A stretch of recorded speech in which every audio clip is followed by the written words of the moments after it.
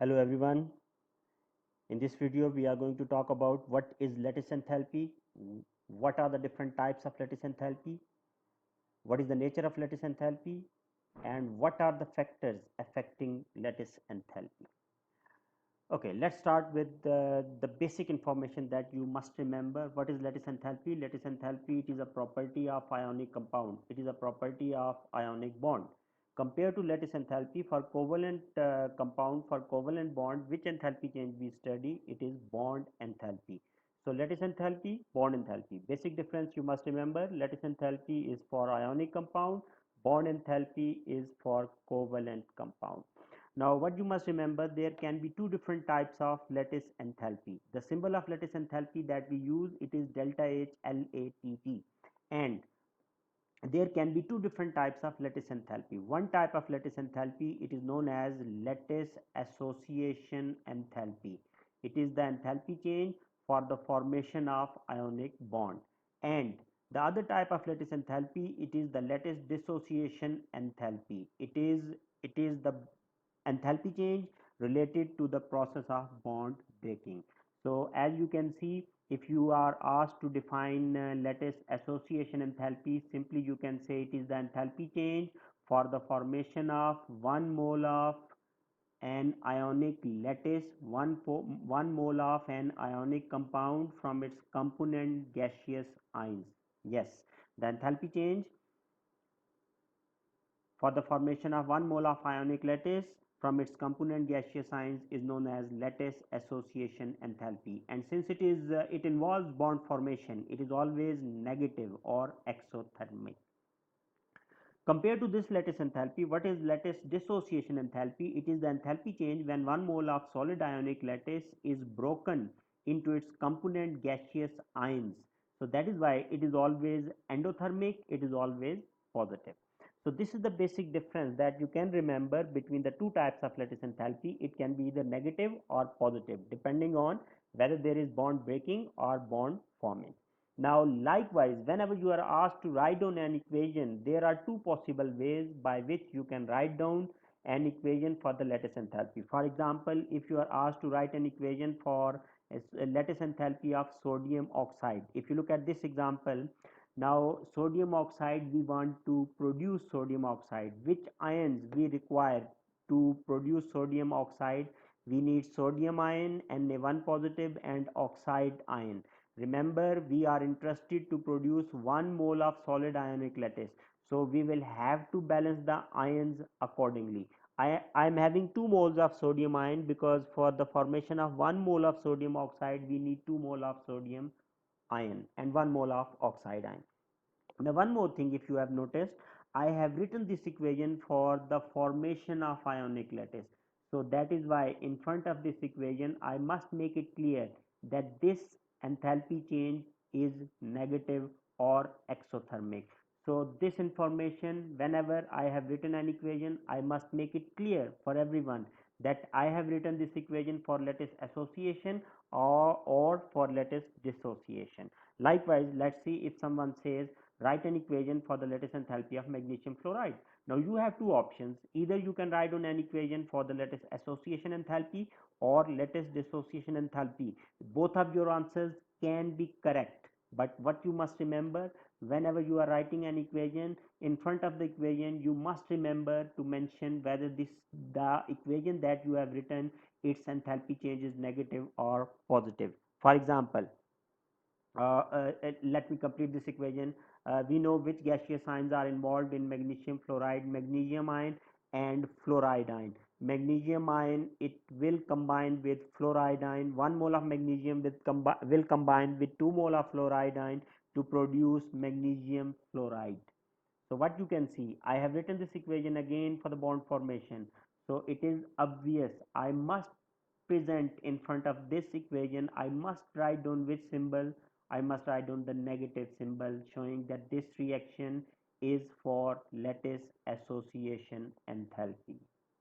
Likewise, if the same thing is asked to write an equation for the lattice enthalpy of aluminum oxide, now again it depends on me which equation I am going to write down, whether for lattice association or for lattice dissociation enthalpy. This time I am writing an equation for lattice dissociation enthalpy. Al2O3 solid, it will go into its component gaseous ions, 2 mole of aluminum ion and 3 mole of oxide ion.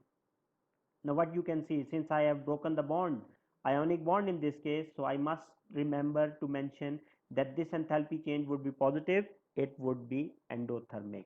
So this is how you can write down the definition and an equation to represent lattice association enthalpy or lattice dissociation enthalpy. Okay, likewise, one more example we can write down. If I ask to write an equation for sodium chloride lattice enthalpy, again we are having two options. Either we should combine gaseous sodium and chloride ion to produce NaCl. This is one possibility for lattice enthalpy of sodium chloride. The other possibility is we can start with solid sodium chloride and we can break it into its component gaseous ions. What you must remember, whether we have written an equation for lattice association enthalpy or for lattice dissociation enthalpy, for both these cases the magnitude of enthalpy change it is same. And like for sodium chloride, the lattice enthalpy is 787 kilojoule per mole, but the equation where I have shown lattice association, I must use which sign with this numerical value? I must use negative sign, and where I have broken the ionic bond, I must use the positive sign. So remember that lattice association and lattice dissociation enthalpies, they are equal in magnitude, but they have opposite sign. So this is another important information that you must keep in your mind. Last thing in this video, in this lecture, that you must know, lattice enthalpy depends on which factors. So remember, lattice enthalpy, it always depends on charge density. What is charge density? Charge density is the ratio of charge to radius. If we divide charge by the radius of an atom by the radius of an ion, it is known as charge density. What is the relationship? You can see charge density is directly proportional to charge and charge density is inversely proportional to radius. What does this mean? Charge density of an ion is high. When charge density of an ion is high? When the charge is high and the radius is small. Now let me give you some examples to give an explanation how charge density can control the lattice enthalpy. Let's take the example of sodium oxide and magnesium oxide, and if you want to understand which one of these two compounds would have higher lattice enthalpy, what you should do, you should write down the charges on each ion: 1 positive sodium, oxygen 2 negative, Mg2 positive, O2 negative. And you can ignore in this case oxide ion, since oxide ion is a common ion, so it has no role to play in deciding the lattice enthalpies of these compounds. So only positive ion, they will decide the lattice enthalpy. If you look at the positive ion, sodium is having a charge of 1 positive, magnesium is having a charge of 2 positive. What does this mean? It means magnesium is having greater charge, it is having greater charge density, so it would have strong ionic bond, so it would have higher lattice enthalpy compared to sodium oxide. So this is how you can compare the lattice enthalpy, by looking at the charge first. If the charge of two ions is identical, then you should go for the radius. Otherwise, there is no need to go for the radius. Simply by looking at the charge, you can decide whether the lattice enthalpy would be greater or it would be lesser. Okay, one more example. If some people might be thinking that what if charges are different in different compounds, how to compare that? Okay, let me give you the answer for that question also. Suppose we have been given magnesium oxide, sodium oxide and sodium chloride. Now you want to find which one of these three is having maximum lattice enthalpy and which one is having minimum. Let's write down the charges on these ions: Mg2 positive, O2 negative, Na1 positive, O2 negative, Na1 positive, Cl1 negative.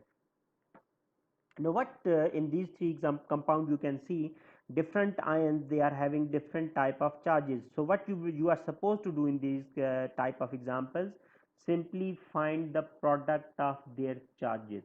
Product, when you want to get the product of the charges, just consider the magnitude of the charge, ignore the type of charge. For example, Magnesium has a charge of 2 positive. Ignore positive, ignore negative. Simply multiply 2 into 2. The product of charge is 4 for magnesium oxide. Likewise for sodium oxide, 1 into 2, 2 is the product of charge, and for sodium chloride 1 into 1 is 1. So the product of charge for magnesium oxide, it is greatest 4, sodium oxide 2, and sodium chloride is 1. What does this mean? Which one of these three compound has maximum lattice enthalpy? It is magnesium oxide.